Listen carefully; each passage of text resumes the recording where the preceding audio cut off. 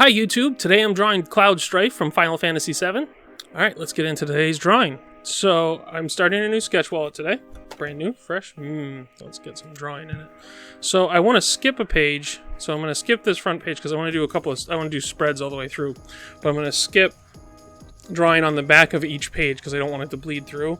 If you look at the old ones, if you look at my old sketch wallet, the brush pen bleeds through it slightly. So we look here and you see how we get some slight bleed going on there.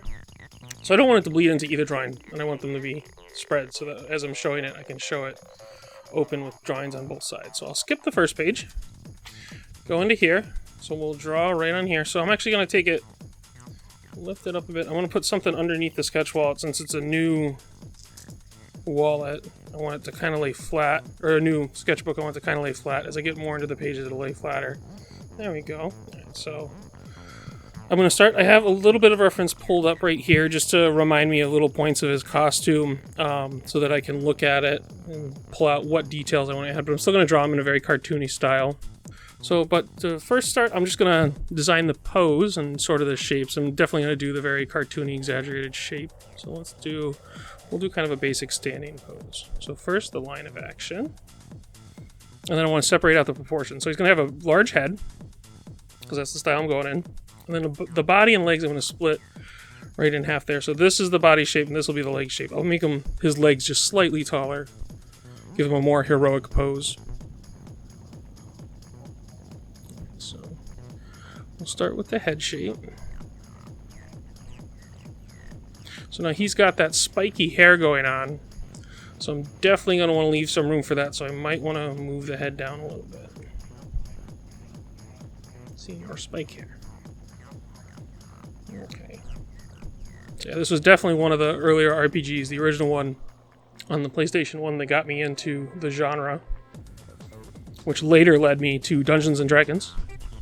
Started in 2nd edition. Remember, it was a black box. I think it was called the Adventure Game box. Still actually have the dice from that one. Alright, so then I got sort of a body shape. And then I want the leg shapes.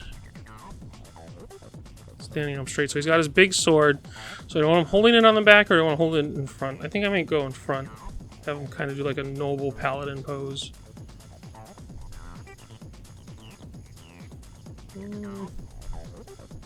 You know, that leaves a bunch of space out here, so maybe I'll change it a bit. So notice I'm probably not going to erase,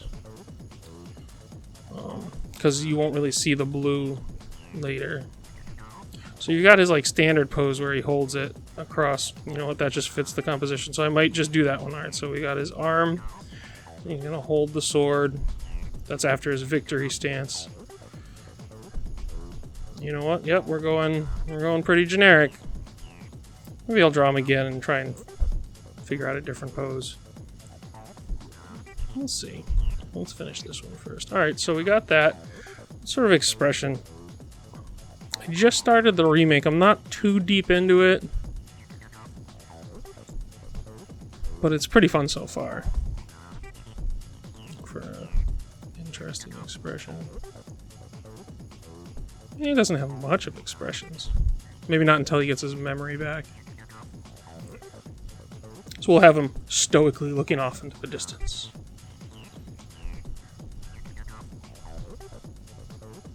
And now the question is, so in the original game, they kind of ignored the noses. Maybe I'll ignore the nose in this one too.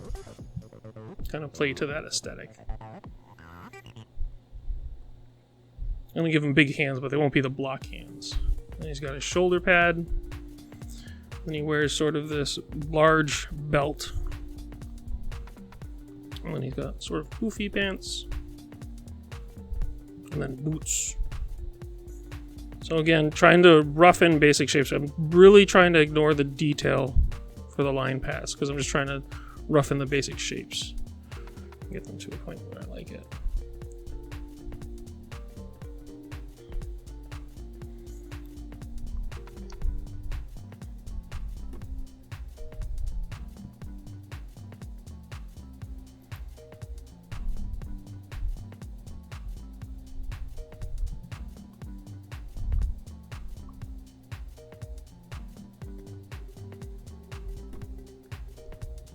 I definitely overdrew that arm a bit. So guess what? I'm going to have to erase a little just because that's becoming a big confusing mess. I try not to erase as much as possible, but sometimes you just got to. There we go. The perspective was getting a little confusing for me because I want to show the elbow, and I had him like this, and then, nope, not quite. He's kind of got the elbow sticking out, coming toward the viewer. And that's what I'm trying to get there. I don't know, we'll see if it works. Alright, so he's holding this toward the viewer slightly.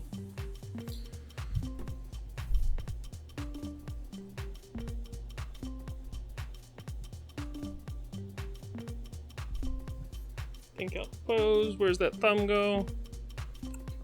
Here. There we go.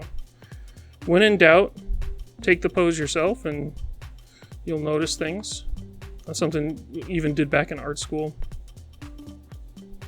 And then the model would assume the pose. If you assume the pose, you'd feel things and like discover certain things about the pose when you could go back and draw it either there or later from memory.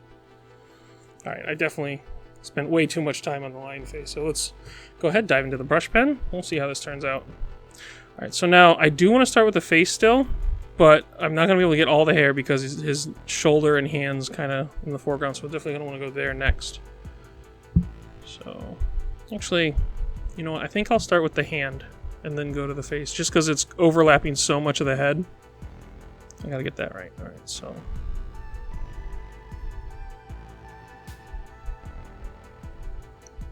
start with the hand. Oh, that's kind of a gloved hand.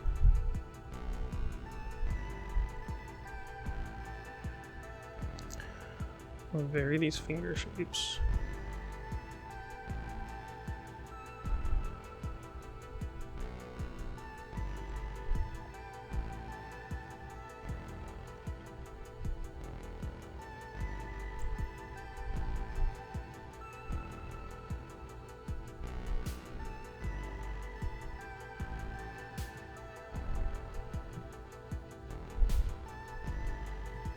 Alright, and now he's got these big bracers on, so I'm going to simplify it down because I didn't leave a whole lot of room for detail here. Well, the more important thing is to kind of hit that perspective decently well.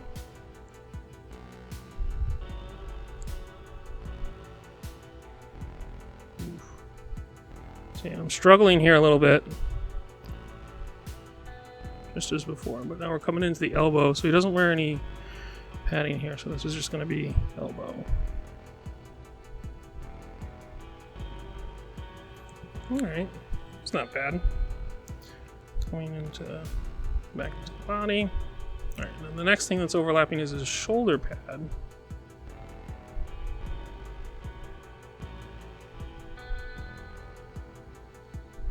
The shoulder pad has these little, what do you call them? Not grommets, like, there's a word for it for armor. Can't remember.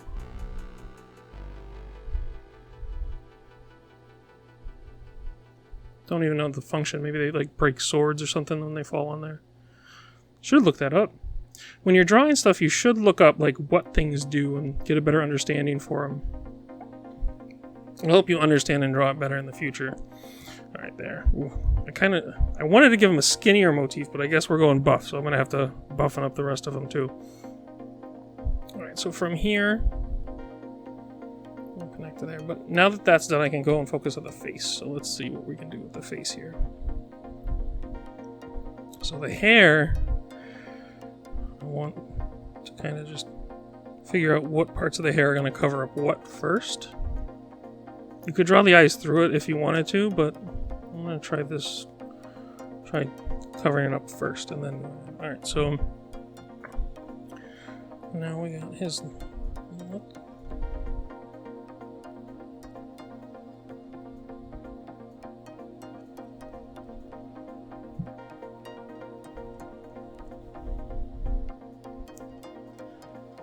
So the other eye, I'm going to shrink it a little put it into perspective.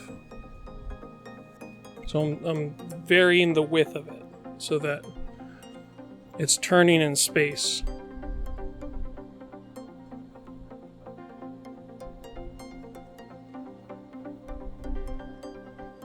Should have drawn it down a little bit more. Maybe cheat it a little bit. There we go.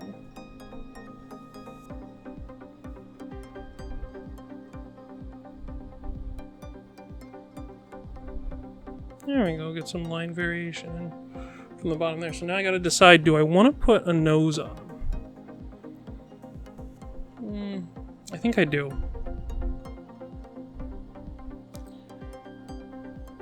You know what, I'm gonna really pull out the shadow for the nose there. Yep. And then a little bit of a mouth. There we go. That's not too bad.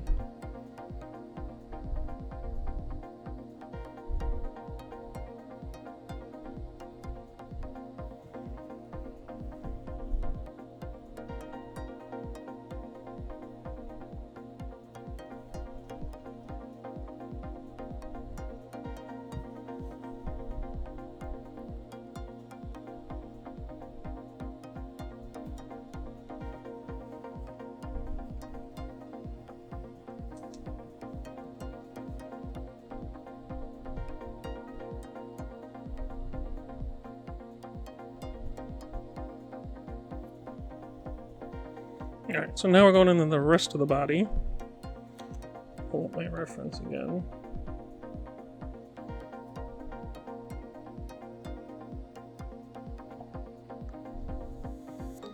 We'll come down at the neck and socket that into there, and then we have some sort of collar.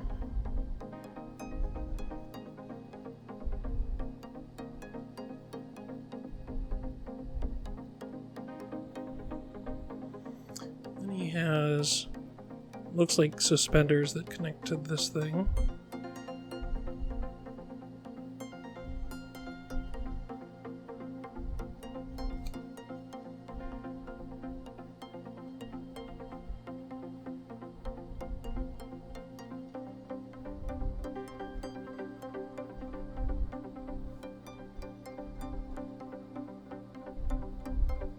There we go. So now the other arm.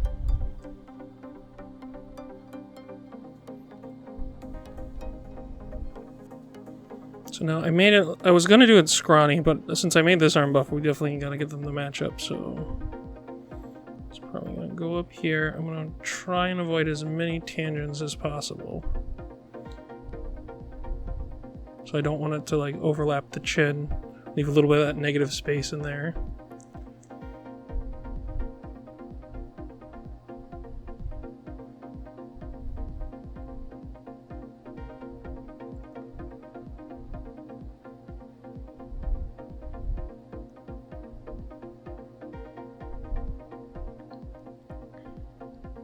Throw some quick gloved fingers.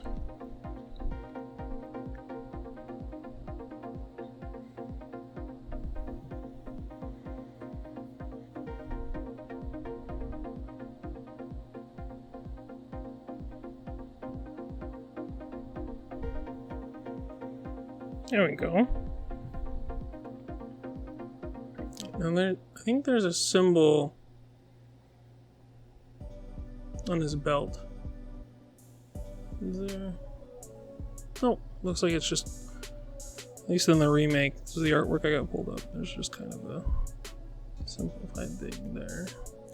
There are more belts under there, but I don't really need to bog down all that detail. But there is some ribbing here that I can throw in real quick with just some few little lines.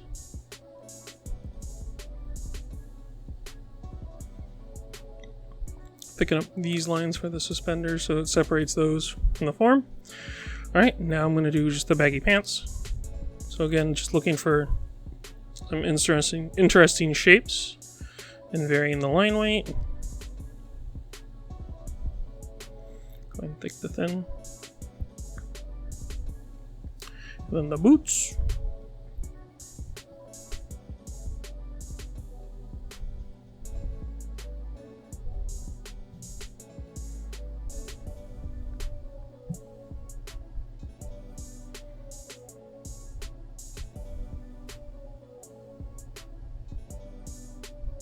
Again, looking to vary thick to thin. Adding little bits of detail.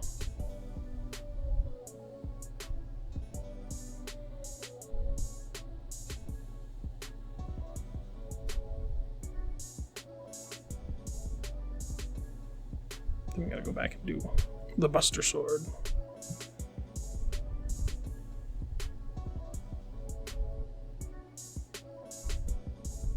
So, if I could redraw that boot, I don't think I'd make it as long.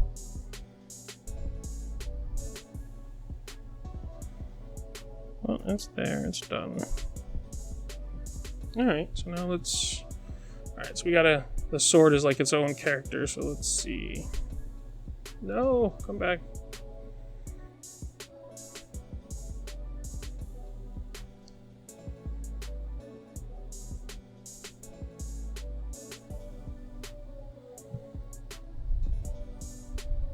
So let's see if it's gonna come here. I'm gonna go down from here to a point. And we have to end it there because we're running out of page. Should probably have positioned it better. There we go. And that would run up here.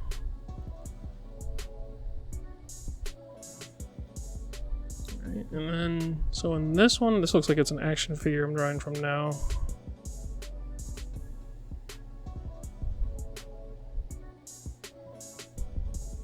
Not a whole lot of detail to throw in there. Ideally, I would have been able to have the cross guard, but put that behind him.